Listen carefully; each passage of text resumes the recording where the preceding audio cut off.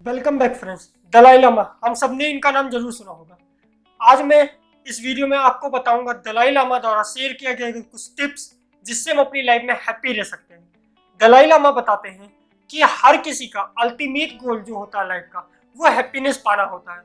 हम चाहे जितना पैसा कमा लें या सक्सेस पा लें, हम अल्टीमेटली ये सारे काम इसलिए करते हैं कि अपनी लाइफ में हम खुश रहें। हम कितना भी पैसा कमा लें या कितनी भी बड़ी अचीवमेंट क्यों ना हासिल कर लें, अगर हम अपनी लाइफ में हैप्पी नहीं है तो इन सारी अचीवमेंट्स या पैसे का कोई मतलब नहीं है। तो आज हम एक book the art of happiness से देखेंगे कि किस तरीके से हम अपनी लाइफ में खुशियां प्राप्त कर सकते हैं। हम अधिकतर अपनी लाइफ में खुशियां ढूंढने की कोशिश करते हैं अपनी फैमिली में से या अपनी फ्रेंड से, यानी कि हम अपनी खुशियां एक्सटर्नल फैक्टर पे ढूंढने की कोशिश करते हैं। लेकिन क्या ये बात सच है? नहीं, खुशियां हमारे एक्सटर्नल फैक्टर पे नहीं डिपेंड करती हैं, बल्कि हमारे इंटरनल फैक्टर पे डिपेंड करती है।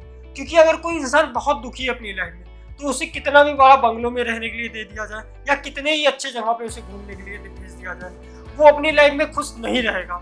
क्योंकि हमारी खुशियाँ हमारे इंटरनल फैक्टर पे डिपेंड करता है। हमारा मूड उस समय कैसा है। अगर हमारा मूड अच्छा नहीं है तो कितना भी अच्छा हमें कुछ भी दे दिया जाए, हम खुश नहीं रहेंगे। इसीलिए हमारी खुशियाँ हमारे इंटरनल फैक्टर पे ज़्यादा डिपेंड करती है, ना कि हमारी बाहरी फैक्टर्स पे। और हम अपने माइंड को ट्रेंड करके अपनी लाइफ में खुशियों को अट्रैक्ट कर सकते हैं। वैसे तो आप चाहें तो एक जैकपॉट जीत के कुछ समय के लिए खुश तो हो रह सकते हैं, लेकिन फिर आपको कुछ समय बाद आप फिर से उसी स्टेट में आ जाएंगे। या कई लोगों की लाइफ में अचानक कोई दुख आ जाता है तो कुछ समय के लिए वो तो दुखी हो जाते हैं, लेकिन फिर से वो अपने बेस लाइन में ही वापस आ जाते हैं। तो इसलिए जरूरी है कि हम अपने माइंड को ट्रेन करें, और अगर हम अपने माइंड को अच्छे से ट्रेन कर लिए तो अपनी लाइफ में हम खुशियों को पा सकते हैं। क्योंकि हमारा खुशियाँ अल्टीमेटली हमारे मेंटल स्टेट पे डिपेंड करती है, ना कि किसी और मूड पे। आपने कई बार देखा होगा कि जब हम गुस्से में रहते हैं तो अपनी फैमिली मेंबर्स या फ्रेंड्स के साथ ही बहुत बदतमीजी से पेश आते हैं, उनके साथ अच्छे से बात नहीं करते। और कई बार जब खुश रहते हैं तो हम जिन लोगों को नहीं पसंद करते या अपने दुश्मनों से भी प्यार से बात करते हैं, क्योंकि खुशियाँ आपके इंटरनल मैटर पे डिपेंड करती हैं। और खुशियाँ पाने का पहला तरीका ये है कि आप सीखिए, समझिए खुशियाँ किस तरीके से आती हैं। हमारे सबके लाइफ में कुछ नेगेटिव फीलिंग होती है तो कुछ पॉजिटिव। नेगेटिव फीलिंग यानी कि गुस्सा, जेलस होना, और जब हमारी लाइफ में ये सारी फीलिंग्स बढ़ती हैं और हम ज़्यादा से ज़्यादा टाइम अपना गुस्सा रहने में या जेलस में बिताते हैं, तो हम अपनी खुशियों को खुद दबा रहे होते हैं। उसकी बजाय जब हम अपनी लाइफ में पॉजिटिव फीलिंग की तरफ बढ़ते हैं, चाहे वो काइंडनेस हो या लव हो या कंपैशन हो, जब भी हम अपनी लाइफ में कुछ अच्छी और पॉजिटिव फीलिंग को अपनी लाइफ में जगह देते हैं तो हम अपने आप खुश होने लगते हैं। इसमें से एक है हमदर्दी रखना दूसरों के लिए। आपने कई बार देखा होगा जब हम लोग एक दूसरे के लिए हमदर्दी रखते हैं तो हम अपने आप को खुश भी रखते हैं। और कई रिसर्चेस में ये बात साबित भी हुई है कि जो लोग एक दूसरे के प्रति हमदर्द रहते हैं वो लोग हैप्पी भी रहते हैं और वो लोग ज्यादा समय तक जीतते हैं।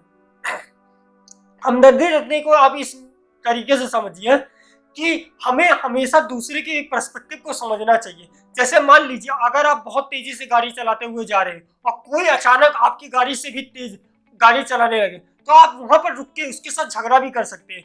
लेकिन अगर आप वहां पर उसकी पर्सपेक्टिव को समझेंगे और ये सोचेंगे शायद उसको जल्दी रहा होगा इसलिए उसने गाड़ी तेज चलाई होगी, तो आप भी खुश रहेंगे और दूसरे वाले के साथ भी आपका झगड़ा नहीं होगा। ना कि अगर आप यहाँ पर अपना मूड खराब कर लेंगे तो आप अनहैप्पी होने लगेंगे। इसलिए जरूरी है कि कई सिचुएशन में आप दूसरे का भी पर्सपेक्टिव समझने की कोशिश कीजिए और अपने नेगेटिव फीलिंग्स को, जो एंग्री और जेलिस जैसी फीलिंग है, उसे ट्रांसफॉर्म करने की कोशिश कीजिए पॉजिटिव फीलिंग में। और अपने ब्रेन को इस तरह ट्रेन कीजिए कि वो पॉजिटिव चीजों को ज्यादा देखे, ना कि आपकी लाइफ की नेगेटिव चीजों को ज्यादा देखे। हाँ, मैं मानता हूँ कि ये सब करना इतना आसान नहीं है, इसमें करने में आपको टाइम लगेगा, क्योंकि ब्रेन को भी नेगेटिव से पॉजिटिव की तरफ आने में, उसको अडॉप्ट करने में कुछ समय लगेगा। लेकिन प्रैक्टिस और ट्रेनिंग से कुछ भी किया जा सकता है। अगर आप हमेशा ये बोलने की कोशिश करेंगे रोज सुबह कि आज का दिन मेरा पॉजिटिव जाएगा और अच्छे से बीतेगा, तो आपके दिमाग में धीरे धीरे नेगेटिव फीलिंग आपकी कम होती जाएगी और पॉजिटिव फीलिंग बढ़ती चली जाएगी। पहले तो आपकी लाइफ में नेगेटिव फीलिंग के आगे ये छोटा सा पॉजिटिव पल कोई काम का नहीं रहेगा, लेकिन यही प्रैक्टिस और ट्रेनिंग के साथ आपकी लाइफ की नेगेटिव फीलिंग्स को कम करेगा और पॉजिटिव फीलिंग्स को बढ़ाएगा। दूसरा चीज ये है कि चेंज हमारी लाइफ में एकमात्र कांस्टेंट होता है। कई लोगों की लाइफ में जब वो लोग की लाइफ में सफरिंग आता है, पेन आता है, तो उदास होकर बैठ जाते हैं और दूसरों को ब्लेम करने लगते हैं, बोलने लगते हैं ये सारी चीजें अननेचुरल है।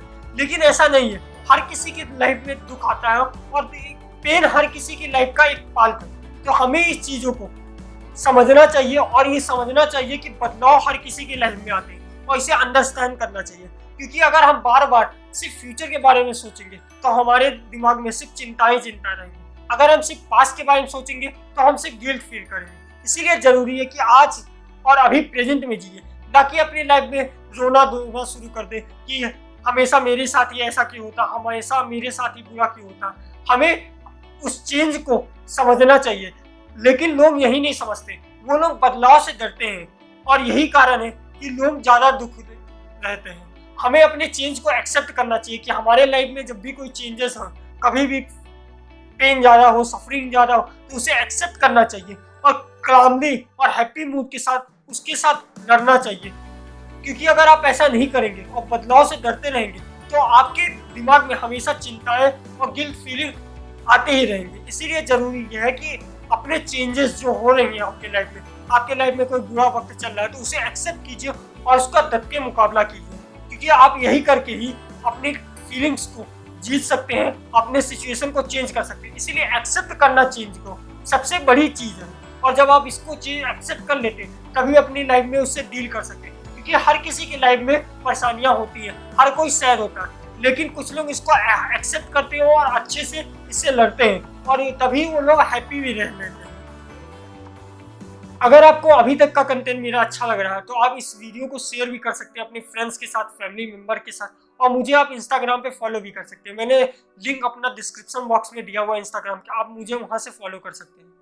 तो आज के वीडियो में हमने क्या क्या देखा? हमने पहला चीज ये देखा कि अल्टीमेट गोल हमारी लाइफ का हैप्पीनेस ही पाना हो जाता है। हम अपनी लाइफ में कितना भी पैसा कमा ले, कितना भी सक्सेस पा ले, लेकिन अल्टीमेट गोल हर किसी की लाइफ में हैप्पीनेस ही होता है। और हैप्पीनेस पाने के लिए सबसे पहले अपने आप को हमें सीखना पड़ेगा, नेगेटिव इमोशन से साथ दूर जाना पड़ेगा, पॉजिटिव इमोशन की तरफ जाना पड़ेगा, और यही सबसे पहला स्टेप होता है। उसके बाद हमने ये देखा कि चेंज ही एकमात्र कांस्टेंट होता है। जो लोग अपनी लाइफ में बदलाव नहीं लाते हैं वो अपनी लाइफ में सबसे ज्यादा दुखी रहते हैं। इसीलिए जरूरी है कि अपनी लाइफ में चेंजेस को एक्सेप्ट कीजिए और उसके साथ डील कीजिए। इसीलिए चेंजेस को एक्सेप्ट करना और उसके साथ डील करना ही आपकी लाइफ का अल्टीमेट गोल होना चाहिए। तो ये सारी चीजें मैंने आपको जिस बुक से बताई, इस बुक का नाम है द आर्ट ऑफ हैप्पीनेस। ये हॉवर्ड सी केल्टर और दलाई लामा द्वारा लिखी गई बुक है। तो ये बुक बहुत अच्छी है। अगर आपको इस बुक का कंटेंट अच्छा लगा तो आप ये बुक खरीद भी सकते हैं। मैंने उसका भी लिंक डिस्क्रिप्शन बॉक्स में दिया हुआ है। और सेफ रहिए, हेल्दी रहिए। नेक्स्ट वीक मिलते हैं कोई नई बुक समरी के साथ और एक नई टॉपिक के साथ। तब तक के लिए हेल्दी रहिए और सेफ रहिए, मास्क पहनिए। तब तक के लिए गुड बाय, थैंक यू।